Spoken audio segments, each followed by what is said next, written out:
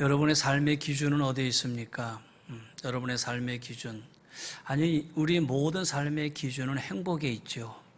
그래서 내 삶의 기준은 행복이다. 인간은 행복을 향해서 달려가잖아요. 근데 우리는 인간이면서도 동시에 그리스도인입니다. 그리스도인의 기준은 어디에 있을까요? 그리스도인의 기준은 다시 말해서 우리 신앙의 기준은 하나님의 말씀이어야 됩니다. 할렐루야. 저도 삶의 기준이 있어요. 제 삶의 기준은 하나님의 뜻 이룸입니다. 하나님의 나라 이룸입니다. 그것이 바로 제 삶의 기준이기도 합니다. 사람이 서로 이렇게 사귀는데도 기준이 있어요. 여러분, 이왕이면 사람 사귀는데 좋은 사람 만나야 되잖아요. 이왕이면 부정적인 사람보다 긍정적인 사람 만나면 더 좋잖아요.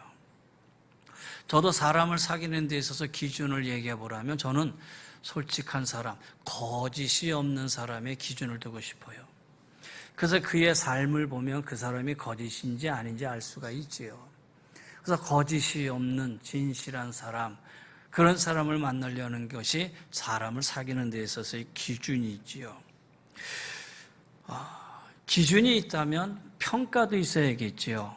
사람 평가에도 기준이 있어야 되는데 중국의 역사학자인 사마천이 인간을 평가하는 기준을 세웠어요. 그 기준이 이래요. 불우했을 때 그가 어떤 사람과 친하게 교류했는가? 반면에 부유했을 때 그는 누구에게 베풀었는가? 고위직에 있을 때 그는 누구를 등용했는가? 반면에 궁지에 몰렸을 때 올바르지 못한 짓을 하지는 않았는가? 가난했을 때 탐욕을 부르지는 않았는가? 이렇게 기준을 세웠다 그래요. 그러면 이런 기준을 세운 이유가 있지요. 그 이유는 현재 위치에서 내가 사람다운 삶을 바르게 살고 있는가? 그걸 알기 위함이에요. 현재 위치에서 내가 정말 사람다운 삶, 올바른 삶을 살고 있는가? 그걸 알기 위함이 아니었느냐라는 거예요. 내가 가장 힘들고 어려울 때 주위에 도움을 청했어요. 그런데 누구도 이제 도와주지 않았어요. 그래서 혼자 아주 어려움을 겪고 쓴맛을 봐야만 했어요. 그 어려움 쓴맛을 겪으면서 그는 다짐하기를 이제 누가 나에게 도움을 청하면 나는 그 사람들의 도움을 다 들어줘야겠다. 이렇게 생각했다 그래요. 근데 반면에 야, 내가 어릴 때 나한테 하나도 도와주지 않았으니 봐라, 내가 너희를 도와주나. 이러면 되겠느냐라는 거예요. 저도 우리 교육자들, 우리 교회에 청빙을 할 때에 청빙하는 데에 있어서 그 사람을, 그 교육자를 보는 기준이 있다면 그가 얼마나 하나님 앞에 구원의 확신을 가지고 그리고 분명한 사명감을 가지고 있느냐. 그걸 제가 평가하기는 어렵지만 그래도 그 부분을 보고 분명한 구원의 확신이 있고 분명한 사명이 있구나. 이런 확신 속에서 교육자들을 청빙하기도 하지요. 여러분, 이렇듯 사람 살아가는 데 있어서의 모든 기준이 분명해야 돼요. 그러면 사람만 기준만 가지고 살아가느냐? 하나님도 기준을 세워서 이 세상을 통치하셔요. 하나님이 세우신 기준이 있는데 하나님이 세우신 기준은 뭐냐? 바로 하나님의 영광을 위해서 사는 거예요.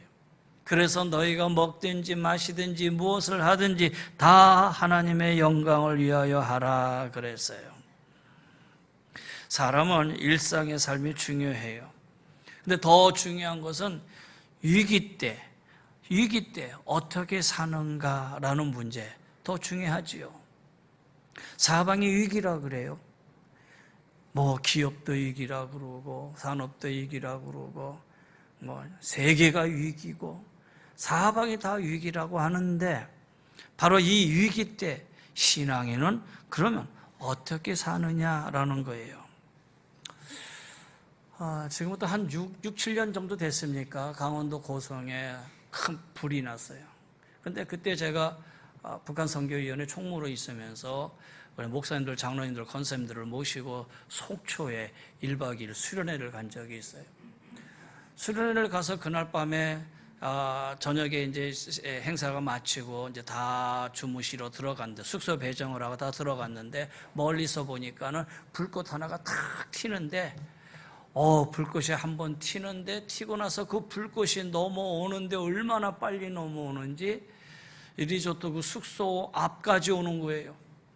멀리서 보고 있다가 야, 이거 안 되겠다 그래가지고 가서 카운터에 가서 물어봤더니, 카운터에서 처음에는 괜찮아요 그러더니 조금 있다가는 안 되겠어요, 빨리 대피해야겠어요. 그래서 주무시던 장로님, 목사님, 권사님 다 깨워가지고 빨리 차에 타시라고 그러면서 그 속초를 빠져나온 적이 있어요. 그런데 그 속초를 빠져나오는 중에 어디서 오는지 사방에서 소방차들이 뺑뺑뺑뺑뺑 그러면서 막 몰려오는 거예요. 나중에 알고 봤더니 이게 화재가 나면 화재 1단계, 2단계, 3단계 이런 발령을 하잖아요. 그런데 그때 일어났던 게 대응태세 3단계. 근데 대응태세 3단계가 발령이 되면 제주도를 제외한, 제주도를 뺀 전국의 모든 소방차들이 다 올라와야 된다는 거예요. 그 강원도 속초를 빠져나가는데 뺑뺑뺑뺑뺑뺑뺑 오르면서 전국에 있는 소방차들이 그냥 막 올라오면서 금세 소방차들이 그냥 꽉 찼어요. 나중에 알고 봤더니 여의도 수준의 100-800배 정도는 태웠지만은 집은 한 125채 타는 것으로 그쳤다. 이 3단계 대응 단계가 적절하게 조치가 되어서 그나마 피해를 최소화할 수 있었다. 그렇게 평가를 내리더라고요. 여러분, 남자분들은 군대 가면 군대에 다 복무 규칙이 있고요. 공무원이나 직장인도 다 그 안에서 살아가는 근무 기준이 있잖아요. 세상은 세워진 기준에 맞춰 살아가요. 한 개인의 삶도 각자마다 자기 나름마다 세운 기준이 다 있을 거예요. 그 기준에 따라서 살아간다라는 거예요. 그렇다면 오늘 우리는 신앙인이에요. 물론 이 세상에 살아가는 사람의 하나로서 각자의 기준에 살아가고 있지만, 그러나 우리는 한 걸음 더 나가서 신앙인이기 때문에 하나님과 관계된 신앙생활은 더욱 명확하고 더욱 엄격하게 그 기준을 세워서 생활해야 된다는 거예요. 하나님과 관계된 신앙생활에 더욱 기준이 명확하고 더 엄격하게 세워서 우리가 신앙생활을 하자라는 거예요. 이미 제가 말씀드린 것처럼 그리스도인의 신앙생활의 기준은 하나님의 말씀이어야 돼요. 그런데 현실은 그리스도인들의 관심은 삶의 자리에 있잖아요. 그렇다면 이 삶의 자리에서 오늘 그리스도인들은 어떻게 살아야 되느냐? 성경은 우리에게 분명히 말씀해 주고 있어요. 첫째, 내 하나님을 사랑하라 그랬어요. 내 하나님을 사랑하라.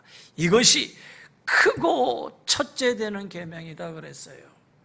그리고 두 번째, 내 이웃을 내 맘같이 내 자신같이 사랑하라 그랬어요. 여러분, 그리스도의 기준은 이 기준입니다. 크고 첫째 되는 계명, 하나님을 사랑하라.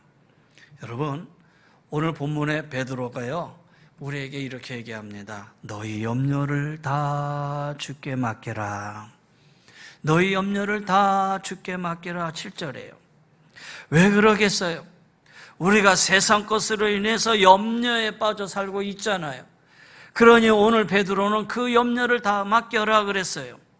그리고 나아가서 8절에 근신하라 깨어라 그랬어요. 이는 세상적인 것이 아니라 하나님 편이어야 된다라고 강조하고 있는 거예요. 세상에 빠져 사는 게 아니라, 세상 편에 있는 게 아니라 우리 그리스도인들은 하나님 편에 서서 살아야 된다라는 거예요. 그래서 그리스도인의 삶의 기준은 명백해야 돼요. 세상에 막강한 영향력을 발휘하는 이런 물신이 아니라 세상을 창조하시고 지금도 다스리시는 하나님이셔야 된다는 거예요. 이유는 성도의 관심은 옆이 아니에요. 세상이 아니라 성도의 관심은 어디에? 위이어야 된다는 거예요. 하나님이어야 된다는 거예요. 제가 지난주까지 예수님의 관심 말씀드려 5가지 말씀드렸는데 이거 나가다 보면 한이 없을 것 같아요. 그래서 오늘 마지막에 지난주까지 하고 지난주에 예수님의 영혼의 관심 증인까지 하고 오늘은 이제 우리의 관심으로 좀 돌려보려고 그래요. 우리의 관심이 어디에 있어야 됩니까?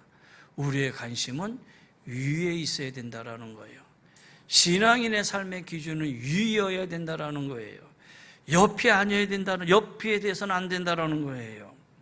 삶과 신앙생활의 중심이 하나님이시기 때문에 우리의 관심과 우리의 기준은 위여야 된다는 거예요. 우리는 옆도 사실 관심을 가져야 돼요. 세상을 그냥 도외시하고 살 수는 없지요. 그러나 옆보다도 더 중요한 것이 바로 위이기 때문이에요. 그래서 우리의 관심은 옆보다는 위에 더 깊은 관심을 가지셔야 된다는 거예요. 다시 말해서 위에 계신 하나님께 관심을 가지고 사시라는 얘기죠. 왜 그러느냐? 오늘 베드로는 오늘 11절에 권능이 세생 무근토록 그에게 있을지어다. 세상의 삶의 결론은 명백해요. 70이요 강건하면 80이요 90, 100이면 끝나요. 그러나 하나님과 함께하는 삶은 영원함이에요. 하나님의 무궁함이다라는 거예요. 그래서 결국 우리의 삶의 기준은 아래가 아니고 옆이 아니라는 거예요. 우리 그리스도인의 삶의 기준과 관심은 어디에 되느냐? 위이어야 된다는 거예요. 하나님이어야 된다는 것이죠. 주께 맡기라. 믿음을 굳건히 하여 마귀를 대적하라. 왜 베드로가 이런 말씀을 했겠느냐라는 거예요. 위를 바라보는 신앙만이 답이 되기 때문이에요. 우리가 말씀에 따라 사는 것은 말씀이 삶의 답이 되어주기 때문이다라는 거예요. 인간은 삶에 애착이 강하지요. 어떻게 해야 살 수 있는지 너무나 잘 알아요. 그래서 대부분은 어디에 충실합니까? 본능에 충실을 해요. 이익 추구에 엄청 영리해요.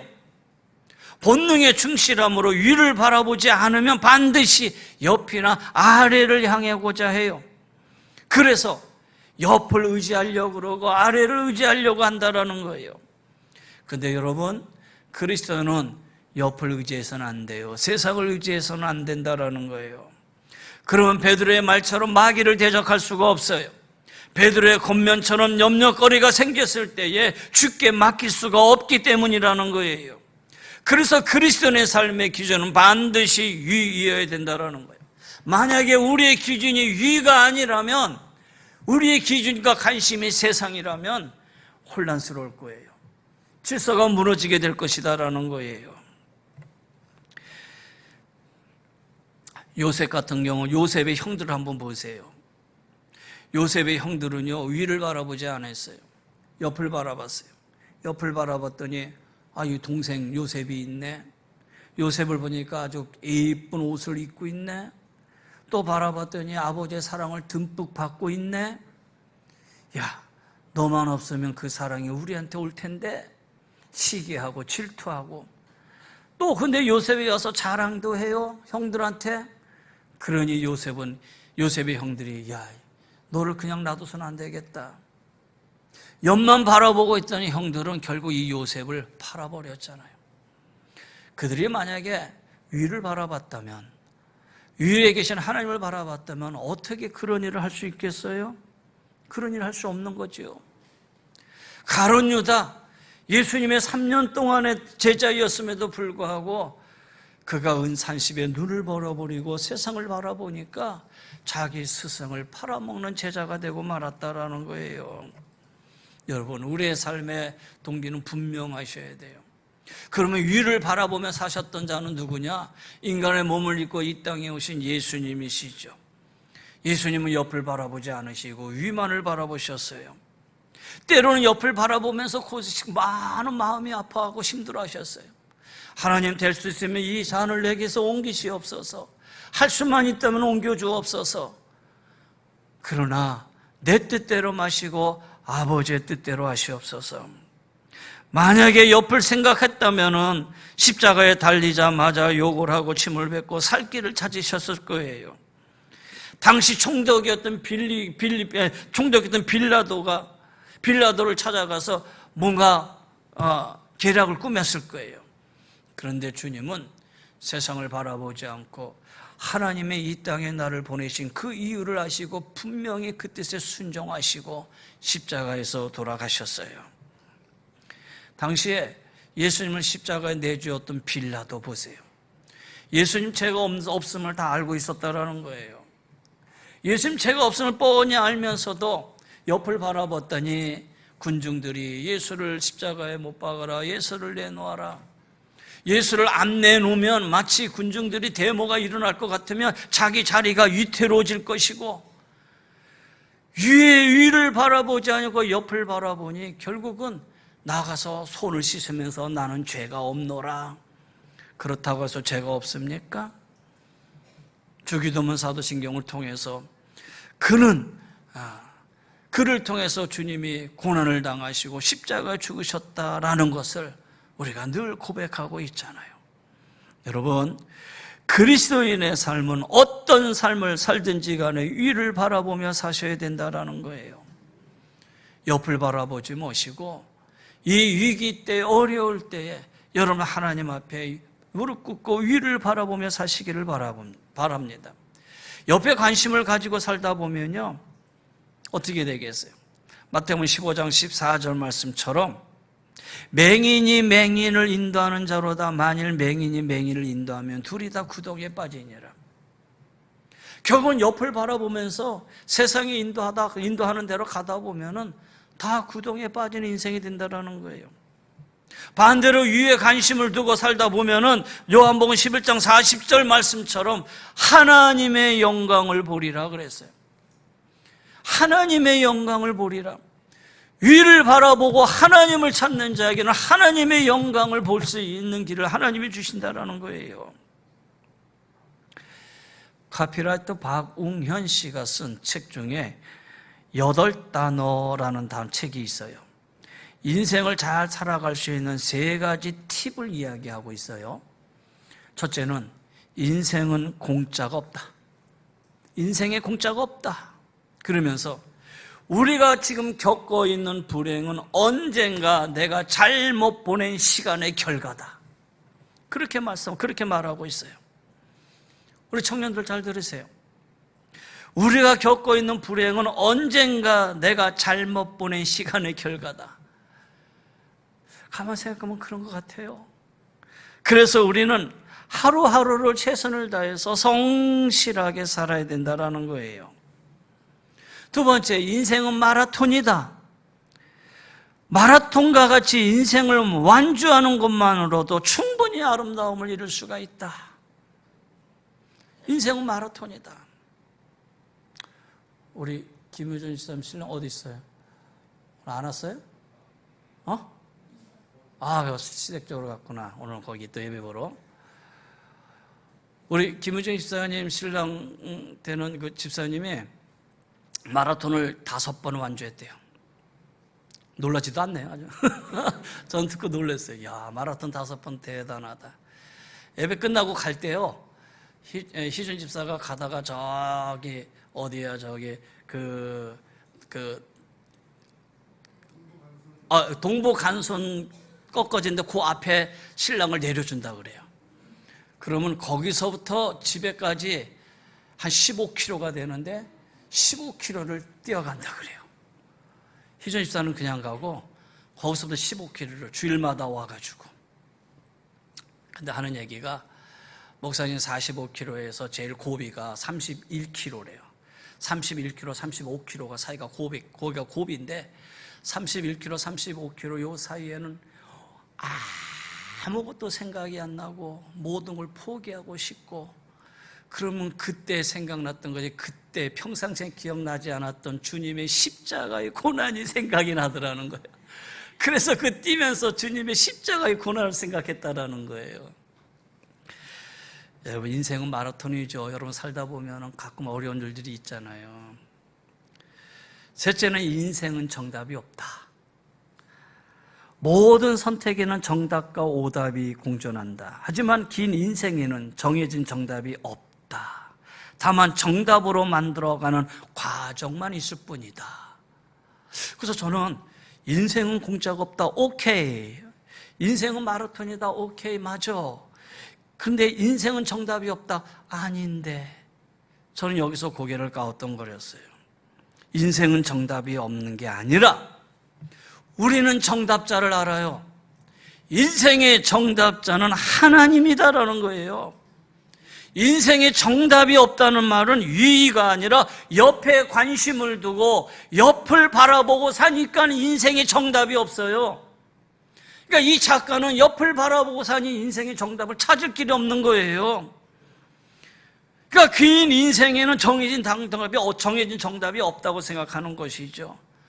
정답을 만들어가는 과정만 있을 뿐이다라는 거예요. 그러나 우리 그리스도인은 인생의 정답을 알지요.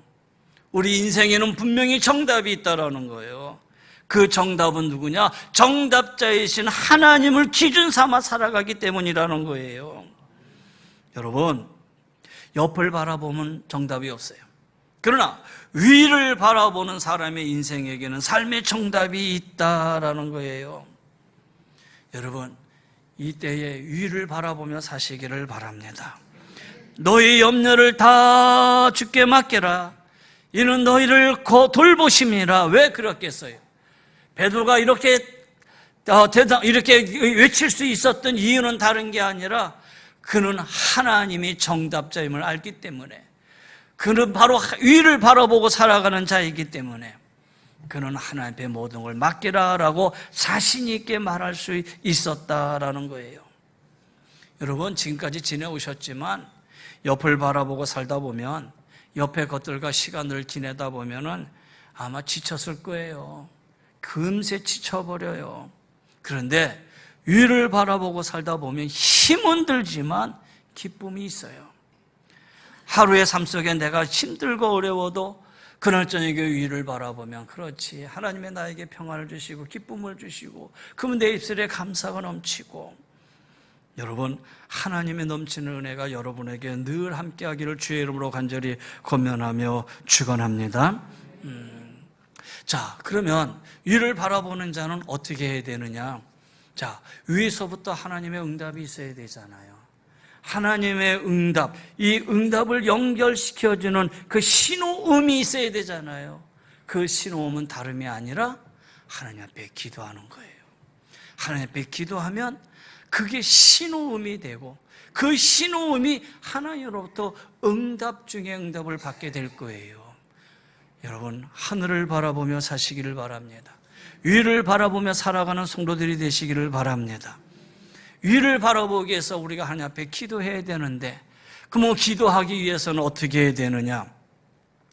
송중기 목사님의 책 중에 크리스천 생존 수업이라는 게 있었어요. 크리스천 생존 수업이라는 게 있습니다. 믿음을 지키기 위해서 12가지 생존술이 있어야 되는데, 그 중에 첫 번째가 불을 피워라 라는 말이 있어요. 사람은 불이 있어야 생존할 수 있다라는 얘기죠. 그 불은 어떤 불입니까? 우리 눈에 보이지 않는 성령의 불이다라는 거예요. 강원도의 산과 집을 불태운 빨간색의 불이 아니라 우리 눈에 보이지 않는 성령의 불. 엘리야는 바알 선지자 450명과 영적 싸움에서 승리했어요. 그 이유는 여호와의 불이 임했기 때문이다라는 거예요. 위로부터 내리는 하나님의 불, 성령의 불, 그것이 바로 내 기도가 되어 하나님 앞에 기도할 때에 하늘로부터 응답을 받을 수가 있는 것이고, 우리의 감신과 우리의 삶은 늘 위를 바라보며 살아갈 수 있는 자가 될 수 있는 거예요. 말씀을 정리합니다. 그리스도인의 관심은 답이 없는 옆이 아니라 답이 있는 위여야 된다는 거예요.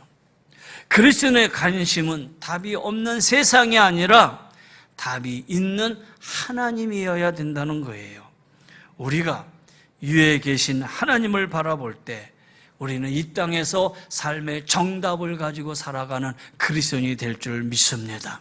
사랑하는 성도 여러분, 여러분은 이미 정답이 주어졌어요.